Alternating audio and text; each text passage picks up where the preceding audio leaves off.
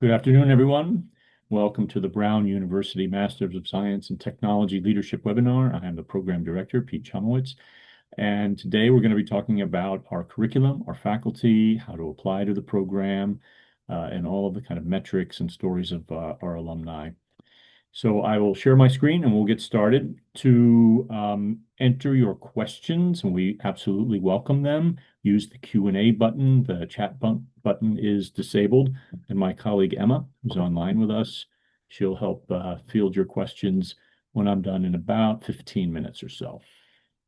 Well, here we go.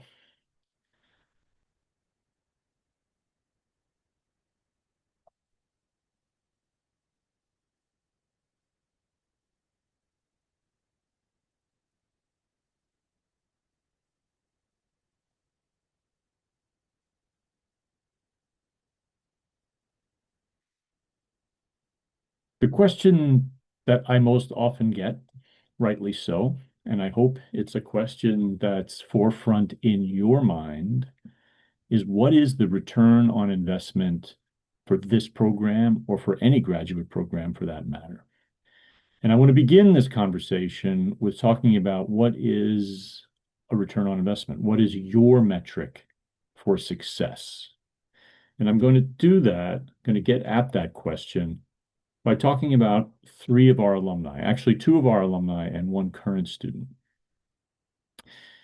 And the reason I'm doing this is because our students come to the MTL program with a very clear idea in mind about where their career is going. They've understood the curriculum, the faculty, the courses, the experiences, and they understand how all of that is going to help them in their career. So the first sort of case study, if you will, that I'd like to share with you is Harry.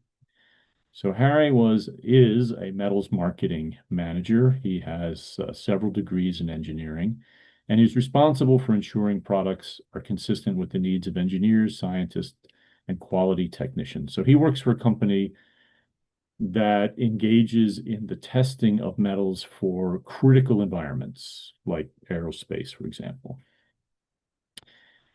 So he came to the program with the clear purpose of developing his leadership skills. And the reason is Harry was about to be fired. And I remember it distinctly. It was a very personal and poignant moment, which we often have in the MTO program. I mean, even though this is a hybrid experience and you're online with your fellow students, you work very closely with them and you come to campus a couple of times and you'll get to know each other. And Harry shared with us, his whole cohort, his performance evaluations, which were not good. But he worked hard on that. He really worked hard. He delved in deep to the leadership course, working with our faculty, our leadership coaches and mentors. And our leadership philosophy at Brown is that it's bespoke. So you will work closely with our coaches and our faculty to develop your understanding of yourself, your strengths. What are the areas in which you want to improve? And most importantly, what's the context in which you want to improve? What's the company or the environment that you are hoping to lead in? I'm happy to say that as a result of the program, he now leads the company's European operations. So not only was he not fired, he received several steps up in promotion and is heading one of the company's largest sectors. And he's also now pursuing his PhD in engineering. So good for you, Harry. Another case study is Jane. Jane came to the MTL program to develop a deeper sense of how to be a strategic thinker in her organization. So she is a director for independent software vendors for a major software company. I can guarantee all of you have heard of this company. She leads a diverse team of partner management professionals dedicated to driving value realization through strategic partnerships. And she has a bachelor's of liberal arts from an elite Ivy League plus university. Again, another university you all heard of. So as I said, Jane came to MTL to develop a deeper understanding, a deeper toolkit of strategy, in particular, the decision of how to build the company's technical talent through a combination of strategic partnerships and internal capabilities. Working for a software company You can imagine how turbulent that environment might be when it comes to talent. What are they building internally? Where are they recruiting? How are they retaining people? And now, what is the role of AI in that exact equation? And as a result of her hard work, particularly in the strategy area, Jane is now the company's strategic alliances executive. And then the third and last case study is Ron, who is still in the program. You can see here he's got several degrees in public health and in business. And he is a portfolio principal at a healthcare fintech company, a data attribute expert for payers and those in the life sciences. He came to the MTL program to understand, to really focus on his career transition. And this is a common theme for many of our students. They want to switch industries, they want to switch companies. Particularly true for those of you that might be online that are veterans coming out of the armed forces, pursuing a civilian career, thinking about that transition. How do we use the skills that you already have to complement them with the skills here at Brown that you're going to be learning? So he came here to focus on that career transition and business creation. And he recently landed a significant research contract and full-time role at Samsung Health as a direct result of his critical challenge project. So a success story while he's still in the program. So Ron came again here to develop business creation skills, and he's executing on that plan before he's even graduated. More generally, some of the return on investment numbers that our alumni have experienced over the last few years. About 10% of our entire alumni pool of over 300, we've been at this for 10 years now, are business creators and business founders. 38% career pivot, use the program to pivot into high growth sectors. 53% now employed at top organizations, including Fortune 500 leaders and top tier consulting firms. 71% achieve a promotion within 24 months after graduation, or like the case study we just saw, a promotion and a career pivot before he's even graduated. Below here, these are kind of the four big themes, I would say, of career growth that our alumni, our graduates experience. There's the career pivot from specialist to tech strategists. Very often those that have a STEM background are individual contributors that work in a STEM capacity. This is a typical career path, career trajectory for them. I want to just say about half of our students roughly have STEM careers, and the other half don't. So although this is a tech program, the emphasis is on leadership, and not everybody is a tech professional. Second kind of category, the accelerator. This is a fast track to the C-suite. We saw that with Jane. The industry titan, scaling global impact. So these are people that are climbing to the VP and the C-suite level at any size of their organization. It could be Microsoft, and we have people that are doing that, or it could be a much smaller company or one they've even founded, which is the last category, the innovator, from idea to founder. And founder, I want to just make a comment there that the kind of entrepreneurship for us is a mindset. So it's not just about entrepreneurship, the creation of a new business, but it's what I would call intrapreneurship, the creation of a business within your current organization. And that, again, a very common theme for our students. Many will use the Critical Challenge Project course. I'll talk about that in a second, as a way to do that. So this little sketch here, I think, kind of encapsulates the MTL program in its entirety. There's you, the student. You come into this immersive environment at Brown. We have faculty that are drawn from across the campus. They come from cognitive science. They come from engineering. They come from theater arts. They come from engineering. And they come from outside the organization, too, with many decades of experience in industry. You come to campus twice for 4 days in September, and then again for 4 days in February. The courses take place online. Every week, every course has a live synchronous session at 7 p.m. Eastern. where you can interact with your faculty, your fellow students. You will work on teams with your fellow students. We're very mindful of getting you all to build and expand your network, both with current students, with faculty, with the university, and the global alumni pool of over 100,000 Brown alumni. So this immersive environment, the end result is, these are the two keywords on the right that I use to describe the entire program: transformation and impact. The transformation that we're hoping each student will realize within him or herself, so that you will have a maximal impact in whatever organization or whatever context you find yourself in. Transformation and impact. Those are our two guiding principles. And I think you can see that in those ROI slides, some examples of what that impact actually looks like. Just a thumbnail sketch here of some of the organizations our students come from. You can see they come from all across the country. We have a few international students every year.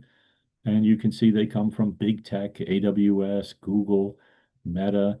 They come from consulting like McKinsey or Ernst & Young. They come from defense contracting like Raytheon. They come from software. They come from the military, all branches of the military. They come from the Department of Defense. They come from all levels of government, from city, state, federal. And they come from finance, from JP Morgan, for example. Inspire brands, like retail, law, medicine, healthcare. We are agnostic as to the kind of institution or organization our students come from. We are interested in a very diverse cohort in all dimensions and facets of diversity, particularly geography, where you come from, the kind of community that you find yourself in, and your own professional background.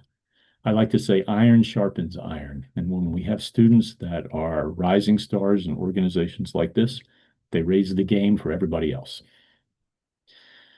So let me talk a little bit about this transformation and impact. How do we actually do it? So the curriculum begins with, is over 3 semesters. So you can start in the fall or the spring semester. And it begins with this foundational level that I'm calling the me. I don't mean me, I mean you, the student. And this is moving you from a technical expert to a reflective leader. And not necessarily technical, but you have an expertise in your area. It could be sales, could be marketing, could be law, and it could be technical. The next phase of the curriculum is about the you. And again, this is taken from your point of view. So it's not you, the student, but it's the one around you, the people around you. So here you're moving from an individual contributor to an organizational designer. So we equip leaders with the structural intelligence to drive meaningful change within complex human systems. So you think about this as like a widening arc. We begin with the understanding of who you are, the context that you find yourself in, an inventory of your strengths and areas to improve. And then the next level is taking that understanding to have that impact on those around you. And then the third level of the curriculum is the us, and that is the larger operating environment. So that's from a corporate manager to a systemic visionary. So somebody with a global understanding, global impact. So we instill a commitment to systemic responsibility, ensuring that technological advancement is steered by integrity, foresight, and societal well-being. So this is having a much larger 360-degree view of the world that you and your organization operate in to become that strategic leader. And the general arc, as I said, of this program is moving you from the me up to the us, the transformation and impact in that general upward direction. Sorry. So, and here's how the courses map to each curriculum. So you begin in here in the fall semester with the critical challenge project, and I'll talk about that a little bit more. And Also the persuasive communication. So the two courses in the black boxes are the reason why you come to the campus. These are things you just cannot do online. You have to be here in person, working with our faculty, working with our coaches. We take a very bespoke view of education, and all of our faculty, TAs, coaches, mentors work with you individually. And then the other three courses here, you'll work on online. In the spring semester, you come back for the 4-day immersive experience in developing your leadership skills. And then the other courses here, the futurism, which is what I teach, climate solutions, entrepreneurship, psychology of choice, psychology of judgment, predictive analytics. These are things that you work on online. And then in the summer is our lighter. You don't work on all of them at the same time. So you'll work on 3 of the courses for half a semester. There's a break, and then you work on the next 3. Summer is the lightest semester, so a course in the technology ethics, financial management, and a new course on agentic AI. Oops, got out of place. So the universal program outcomes translate disruption into strategy. We all feel this, regardless of your industry, your company, maturity level. We are in turbulent times, but we're almost never not in turbulent times. So how to convert rapid technological shifts into actionable strategic choices that sustain competitive advantage. Another outcome is exercise judgment. So we have 2 courses in the psychology of judgment taught by our Professor Steve Sloman, longtime faculty here at Brown, and an active research agenda, helps students understand how to make decisions when the context and the data is less than certain. One other outcome is to create decision-making systems, to navigate power dynamics, and to synthesize all of that into a view of global complexity. Here are our faculty. In the upper left, Steve Sloman. Again, I just mentioned he's the one who teaches in cognitive psychology. Barbara Tannenbaum teaches persuasive communication. Both faculty, if you're on LinkedIn, you can find short little interviews or presentations by both of these faculty that describe their courses. Barbara is one of Brown's most famous faculty. Her undergraduate course has a 2-year waiting list, and that's how profound it is. Students rank her every year as having one of the most enduring impacts in their careers. She teaches you how to persuade people. The difference between management and leadership, broadly speaking, is leadership presupposes a vision. Where do you want to take your organization? And by organization, we don't really care what size it is, whether it's General Motors or your own business. Barbara will help you persuade others of that vision and to back you and support you. Ed Barrows runs a program here at Brown. He teaches in a number of areas, and his specialty is in leadership.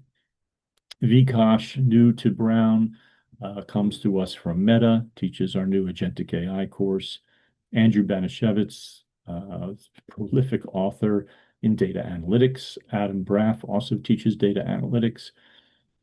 Stephen Porter, here in the lower left, teaches a course in climate. He is a Brown polymath. He's the university's chief sustainability officer, and he helps our students who are current or future leaders in an organization understand the economic, social, environmental impacts of climate. So it's not just about the science of climate, but as an organizational leader, what is it you need to know about the changing environment around you? Mike Paul teaches finance. He's a graduate of the program. He's an executive at BlackRock. He's been through decades and decades of financial deal making. Banu Azkazakpan, Faculty of Engineering, teaches a number of courses in entrepreneurship. Again, a prolific author. You can also find a short interview with her on LinkedIn. Don Stanford, Brown alumni, one of the founders of GTech, one of the world's largest online gaming companies, teaches tech ethics. So just a few words here about a new course. I often get questions about what are we doing about AI? AI in one fashion or another is baked into every course. We all touch on it, like each of the faculty, myself included. But we've added a new course taught by Vikash. He also teaches at Stanford, product lead at Meta. And the primary objective of this course is to equip leaders with a strategic framework for deciding where, when, and to what extent agentic AI supports business goals rather than assuming its use. I want to emphasize business. So yes, this is a sort of technical course. You don't have to have a technical or AI, LLM, machine learning background at all. It is what are the business implications of this technology. We conclude with organizational integrity, designing human and AI teams, evolving roles in governance, and applying principles of responsible AI. We're hearing a lot about that these days, about the need for regulation on AI systems. We assume a near future in which organizations are built from hybrid teams of humans and AI agents and focus on what it means to lead and design in that context. I have to say that all of my students, I think all, nearly every one of them, in any context that they work in, are being asked, they're being demanded that they integrate AI into their workflow. And what's odd to me and to them is they're not necessarily being asked what's the return on investment of it. Just do it. Get AI into what you're doing. And I think that this course equips students with a deeper understanding of what it is they're doing. Why are they being asked to do that? Does it make sense? What is the return on investment? And what is the ultimate integration of this or any technology within a human context? And then the other course I want to highlight is the Critical Challenge Project. So a very unique aspect of the program taught by our academic director, Larissa Levinton. Larissa is a Brown graduate. She has her PhD in applied math from Brown. She's also studied at MIT, spent much of her career in finance, working for some of the biggest hedge funds in the world. And this course is a student-identified challenge. And you can think about it a little bit like a capstone or a course that you may have had in undergrad, sort of a mini thesis. So it's a project of your making. You come with she will help you develop the idea. Many of our students will choose a course from within their employer. And there are good reasons for doing so. You don't have to, but doing so certainly helps accelerate your career, gives you much greater visibility within your superiors, within your organization. So people around you know you're working on, let's say, a high risk, high reward problem. It's the kind of problem we've had in this organization, but we've never had the bandwidth or the resources to address it. This is a great opportunity to do that. It also can help you leverage more tuition assistance from your employer. We have a letter on our website. You're free to use it. You just plug in the name of your project that you want to develop at your company, and the rest of the letter describes the value of doing that. So those are a couple of good, very practical reasons. And I would say these projects take kind of one of three types. There's the entrepreneurship type, and that, as I've been discussing, is intrapreneurship within your company, so developing a P&L within your organization or developing a whole new company. There's the career transition, so people that want to develop a body of knowledge and expertise in an area to help them make that pivot. And then the third type are thought leaders, so people that want to deepen their subject matter expertise. This is a great way to do it. Program overview. So it is a Master's of Science, period. Master's of Science awarded by our School of Engineering. It is not considered an executive program, but a full-time Master of Science. All of our students, by the way, are working full-time professionals. As I said, it's 12 months. You can begin in fall or in the spring. It's a blended low residency format with the 2 campus visits. Students have about 10 years of working experience, and the tuition here is $76,500. So this program, this hybrid structure that we've come up with, I feel gives students the best of both worlds. So for those of you that are mid-career professionals, you're deeply embedded in your personal and professional commitments. You do not have to quit your job. You do not have to sell your home and move to Providence to get a master's. So you can do it from where you are. The recordings that we have, the Zoom sessions in the evening that I spoke of, those are recorded if you can't make them. So we're doing everything we can to give you a kind of sweet spot. So to give you the best of an Ivy League education, to give you maximal impact and involvement with your faculty and your fellow students in real time without having to quit your job to do so.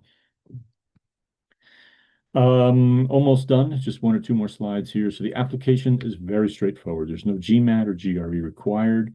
There's the application form. The fee is waived for all of you that are with us this afternoon. And this personal statement, 3 short questions, 200 words each. Why Brown? What do you hope to learn? And how do you enrich others? We talked about the cohort nature, the teams that you'll work on. What is it that you bring from your own personal and unique experience that will help others learn? There's a few other short questions. One is, you can figure about 20 to 25 hours a week for the coursework. Some semesters are lighter, summer is lighter, spring is a bit heavier. There's an opportunity for you to tell the admissions committee anything else you'd like them to know about you. That personally is the most interesting, I think the most rewarding part of the application for me. I read about people that ran marathons or started a company or something they were particularly proud of or a challenge they overcame. And then if your GPA in your undergraduate years, again, for often very good reasons, is not to your liking, there's an opportunity for you to describe that. You can do an interview either with live or on Zoom with me and Larissa, or you can record it. There's no right way, not one way is better than another. It's completely what you're comfortable with. 3 letters of recommendation, and then your resume. And official transcripts from graduate or undergraduate years, both. So if there's one piece of advice I can give all of you that are interested in applying to the program, it's simply to be specific. Be specific. We know that you're probably applying to other programs, and that's great. That's to be expected. But make sure you understand this program. So everything I've been talking about is geared toward a working professional, toward accelerating your career path. Do you understand the courses, the structure of the program, the faculty, and how it aligns with your goals? And that's especially true for your letters of recommendation. Strong letters of recommendation are from employers, supervisors, people that have evaluated your performance. Weak letters are from friends, acquaintances, colleagues. The upcoming admission deadline for those that want to start in September is June 15th. We just need you to submit your application by June 15th. Your letters of recommendation can come after that. And then for those that want to start in January of 2027, we have a priority deadline of September 1 and a final deadline, November 15th. A last note about scholarships. Maybe I should have put this slide right up front. Oops. With the ROI, how much does it cost? All students are considered for a merit scholarship of up to 30%. We have an employer match. So if your organization supports tuition, Brown will match that up to 20%. That would be a total 40% reduction of the tuition. There's also an alumni referral if one of the 3 letters of reference is from a Brown alumni in any field, not just MTL. That would be a 10% scholarship. They're not additive. You would be awarded the highest of those that you qualify for. We have a number of B2B partnerships, quite a few with corporations. If you think your organization might be in that list, just shoot me an email and we'll talk. I'll let you know. And then I already talked about the CCP pitch letter as an opportunity to leverage more tuition from your employer. Lastly, you can always reach me online through email. Happy to talk with anyone about the program. And you can talk to one of our graduate recruitment professionals through professional@brown.edu. Okay, that is my presentation. Emma, do we have questions? It looks like we do have some questions in the Q&A, and I'm just going to give a reminder to all of our attendees that if you have any questions, please submit them at the bottom of your Zoom screen into the Q&A box. So the first question, what is the program acceptance rate? It is highly competitive, that I can tell you. I can also tell you that Brown does not disclose acceptance rates. Sorry. Thank you. Our second question is asking if you can explain what a C-suite is. Those that work, the chief operating officer, the chief financial officer, the chief marketing officer, the chief anything officer. So those that within that particular discipline lead that company's areas. Thank you. Another question that just came in. What if you are self-employed? Is it okay to ask current clients and previous managers for letters of recommendation? Sure, that's okay. Yep, that's fine. And then is there a different deadline or timeline for international students? There is. That should have been on one of the slides. So for those that are international, the final deadline, so the June 15th, if you're international, we have to back that up by a month. So it would be May 15th. It's coming right up. And if the next one, final deadline for US persons is November 15th. So for you, it would be October 15th. That would be for those starting in January. Thank you. Um, the website mentioned a certificate partnership. Can you please provide additional information? Um, well, we used to have one with Oxford University that we no longer do, but there are quite a few certificates at Brown. That's what you're referring to. So those are kind of in parallel to the MTL curriculum. So those are not credit bearing. Thank you. Another question here. Typically, how many candidates have applied, assuming the number of apps are growing? I think that goes to the previous question about the competitive nature. Again, all I can say is that it's a highly competitive program. Seats fill up. So the earlier you apply, the better the chance you have of being admitted. Um, if you were accepted to the program, when is the in-person session in September?